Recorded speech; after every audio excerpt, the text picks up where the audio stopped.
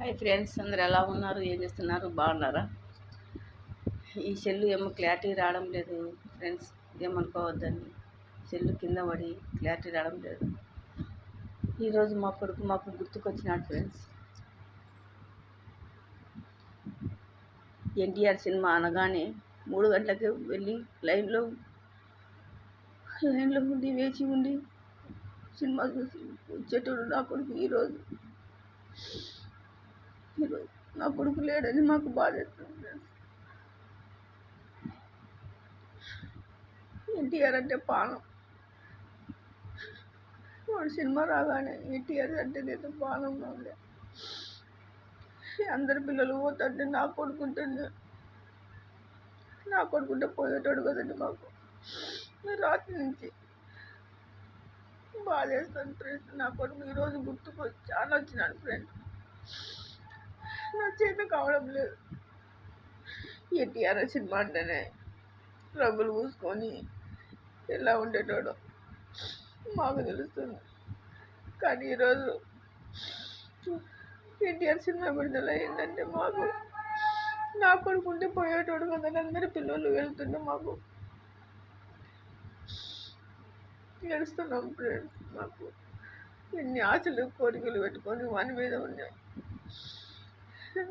అందాల కొడుకుని తీసుకొని పోయినాడు దేవుడు. ఏ పాపం చేసినాడు? అబ్బాయి బిడ్డని తీసుకుపోయినాడు. మాకు ఎన్ని ఆశలు కోరికలు పెట్టుకొని ఉన్నాం.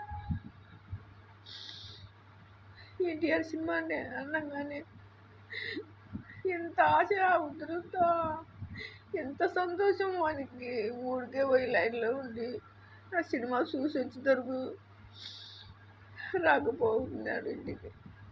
ఇప్పుడు సినిమా విడుదలయ్యి అందరి పిల్లలు పోతుంటే నా కొడుకుంటే పోయేటోడు కదండి. నాకు 3 గంటల నుంచి బాధేస్తుంది. ఏం చేస్తాం? ఎన్టీఆర్ అంటే బాణం. ఈ పొద్దు వాడు లేడని అది ఒక్కటి బాధ. ఏం చేయాలి ఫ్రెండ్స్? వాడిని యూట్యూబ్ కూడా వాడి పేరు మీదనే చేస్తాను ఫ్రెండ్స్.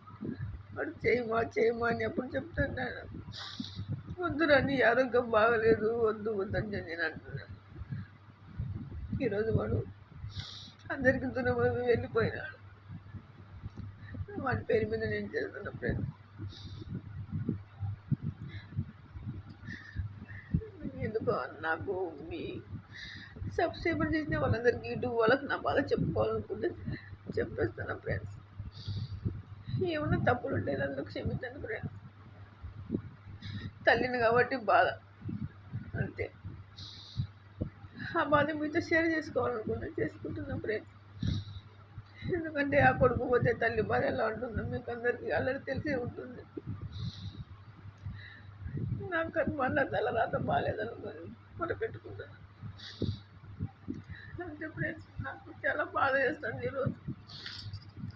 Bye friends.